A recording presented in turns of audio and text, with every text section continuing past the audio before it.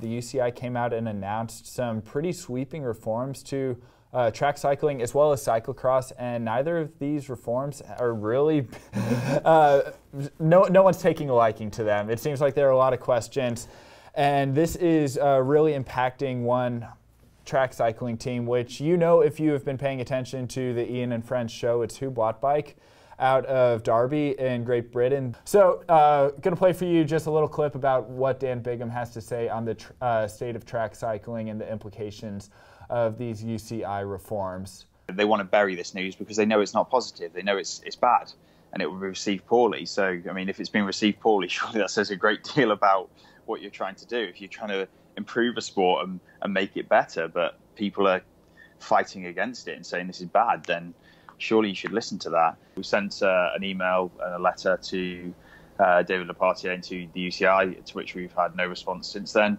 They haven't replied to any calls or emails that we've sent to them on any points whatsoever since June, which is pretty frustrating. You can't address the problem if you don't have any communication channels. We don't know what their gripes are with the trade teams and the system that's in place beyond the press releases that they put out. Beat Cycling have had some reply, but it's pretty poor, to be honest. It's not really justified, which is quite frustrating. Curious, you've had time to process it. What are the implications that you think are going to be felt in the greater world of track cycling because of this?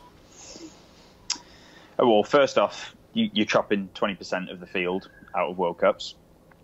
20% of the riders gone. It's actually more than 20% of the podiums as well, so a lot of the competition.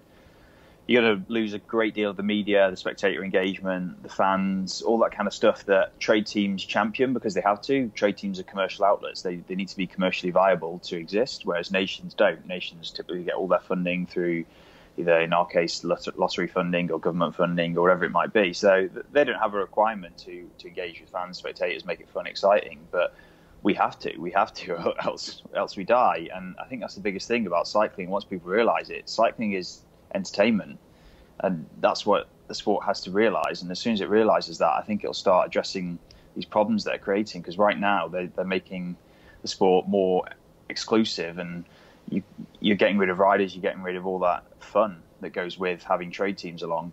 So I mean, that's the first side. And then the second one is when you actually start considering the riders, that yes, riders have gone, but think towards the future, and the potential of other athletes coming into track cycling is now greatly diminished.